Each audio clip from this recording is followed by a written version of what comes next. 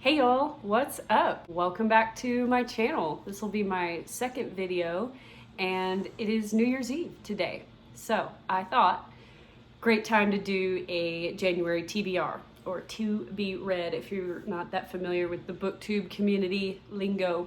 Oh, I forgot to mention, I am drinking actually, I brought the packaging with me because, check this out. How cool is that? Is that not awesome packaging? If you're not familiar with the Black Rifle Coffee Company, they're a really excellent coffee company that I've loved for years. They support veterans and first responders and a whole host of other awesome causes. And they also did a collaboration with the Rocky Mountain Elk Foundation, which is a foundation I donate to every year. They are huge in conservation efforts with wildlife and a lot of our hunting lands, and it's just an incredible group of hunters and outdoorsmen that are passionate about conservation and maintaining the wilderness and keeping it wild. And so when I saw that those two foundations and companies did a collaboration and made a coffee, I was like, yes, please, gotta have it. And it's pretty good too. I like it. You should go get you some, or whatever coffee you drink, or tea, whatever strikes your fancy. Let's jump into the TBR. I just realized y'all can probably hear my dishwasher doing its thing back there. Oh, that's gonna be annoying, isn't it? That's all right, we'll talk over it. So the first book I have on my January TBR list is The Devil's Hand by Jack Carr. I don't know if y'all are familiar with this series, but this is book 4, I believe, in the series. It's the Terminal List series, which I believe is also on Amazon Prime as a TV series now, starring Chris Pratt. So I haven't watched it yet. I'm trying to get through the series. I think I watched maybe the first episode and I was like, oh, I need to read the books first. But I don't know if it really goes into spoilers, because it's probably just based on the first book, The Terminal List. And this is book 4, so I'm probably safe. But, this coffee, I don't want to put it down because it's coffee, but I'm one-handed over here and I kind of need my dominant hand. Priorities. Okay, I put it down for a second so I can hold the book and show y'all. But Devil's Hand by Jack Carr. Jack Carr is actually an ex-Navy SEAL, and he writes this incredible Terminal List series all centered around the main character. Oh my gosh, I'm having a brain fart. James Reese. James Reese is the main character, and I can't really talk about the synopsis for this book because it would spoil the 3 books ahead of it for anyone that hasn't read those and wants to. But Jack Carr is just the coolest dude ever. He has an Instagram account, obviously, but he also has another Instagram account called the Jack Carr Book Club. He is extremely well read. He has fantastic book recommendations and happens to also be a published author. Really, really cool guy. He has an awesome podcast that I love, and I'm really excited to get to this book because it is number 4 and book number 6 is coming out this spring of 2023. So I have to get through book 4 and book 5 so that I can be ready when book 6 is released. So excited to get to The Devil's Hand by Jack Carr. Next up on my January TBR is a book I've actually already started reading, and that is Dreamcatcher by Stephen King. You may have noticed my badass Shining t-shirt. I think The Shining was actually the first Stephen King book I ever read, and it scared the crap out of me. I could not go down the hallway at my parents' house. I was a teenager when I read it, so I was still living at home, and I could not go down the hallway after I read that damn book. I was so freaked out. And I actually put it in our freezer, which sounds weird if you're not a fan of the show Friends. But if you are, you remember when Joey was reading The Shining and it scared him. So his solution to that was to stick it in the freezer. So my copy of The Shining has been in the freezer. But anyway, that's neither here nor there. This is the book that I've already started reading.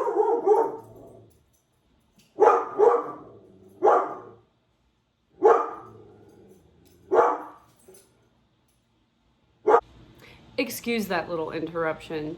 Chief saw a man jogging along the street, minding his own business, and decided that was a threat to this household. I'll never understand it. Squirrels are a problem too. Anyway, back to what we're talking about. January TBR. This is Dreamcatcher by Stephen King. I've already started reading it. I am about, almost 70 pages into it. It is a chunk of a book. This is no small feat. Let's see how many pages it has. Close to 700. So this is a big, tall order. But I've heard some people hate this book and other people love it. So I don't know where I'm going to stand. I've had some friends say that they like it. I don't know. I've just heard it gets weird. But if you're good with weird, you might enjoy it. And yeah, I'm good with weird. I can handle weird. So we'll see what I think about this one. And if nothing else, look at that cover. Is that not like the coolest wintry January-esque cover you've ever seen? I think so. So yeah, this one, to give a brief summary, is about these 4 men, and they're up in Maine, of course. It's a Stephen King book. Everything happens in Maine. And they grew up together as children, and they have this shared past where I think I haven't gotten far enough into it, but they have some sort of shared past and shared story. And now every year they get together to go on a hunting trip. And this year on their hunting trip, shit hits the fan. We'll just put it that way. Apparently this crazy stuff starts happening. I think there's an alien invasion that happens at some point. This is one of Stephen King's more sci-fi oriented books that he's written. I don't really know what to expect. I've heard that there's an alien invasion. I've heard there's other weird things that happen. I don't really know. I'm kind of going in a tad bit blind, but the only thing I've heard is that there's a large part of the book community that hates this book, but I don't know. I might think differently. So we're going to give it a shot. And yeah, that is Dreamcatcher by Stephen King.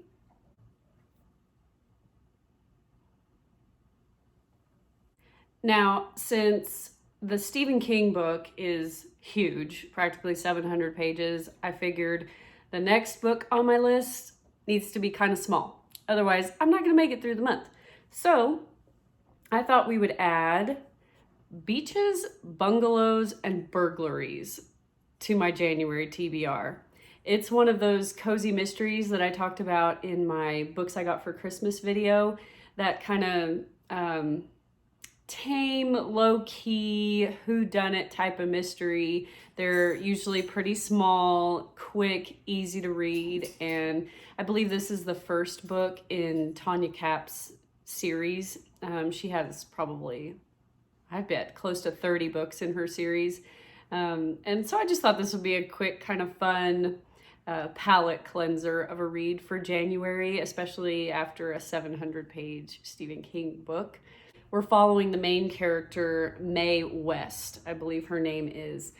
And I think I kind of talked about this in my books I got for Christmas video, but her story is that she was married to, I believe, some man that was kind of like a con artist. And they end up getting a divorce. And the only thing she is left with after she finds out she is broke and her husband was scheming all these people, she finds out the only thing she really got was this RV park, and she's in charge of running it now. And apparently a lot of stuff happens at this RV park because she has 30 books worth of mysteries. And in this one, I'm gonna kind of look at the back so I can give a better synopsis.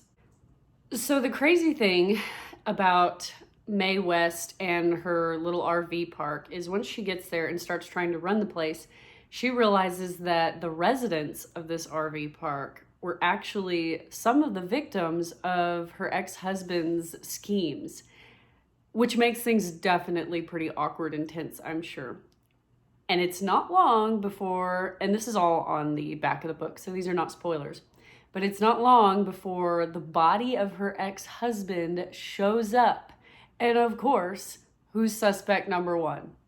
The ex-wife, you can imagine.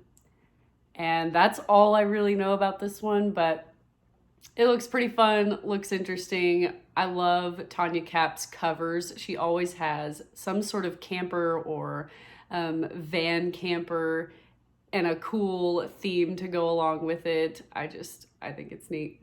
And yeah, so I thought that might be a nice read for January, even though it's beach themed.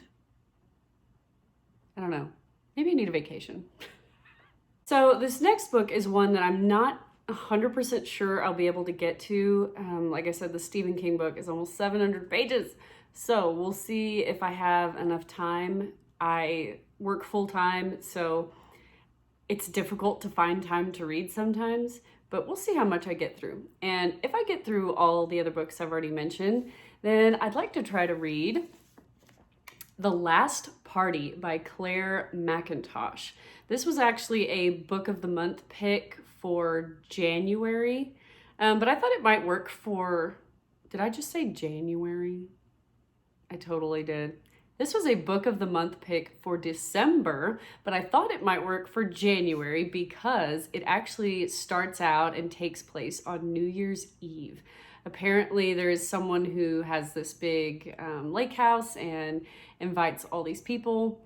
And the synopsis on the inside of the cover is actually pretty short, so I'm going to read it because I think it describes it well. It says, on New Year's Eve, Rhys Lloyd, I hope I'm pronouncing that right, has a house full of guests. His vacation homes on Mirror Lake are a success, and he's generously invited the village to drink champagne with their wealthy new neighbors. But by midnight, he will be floating dead in the freezing waters of the lake. That's all it says.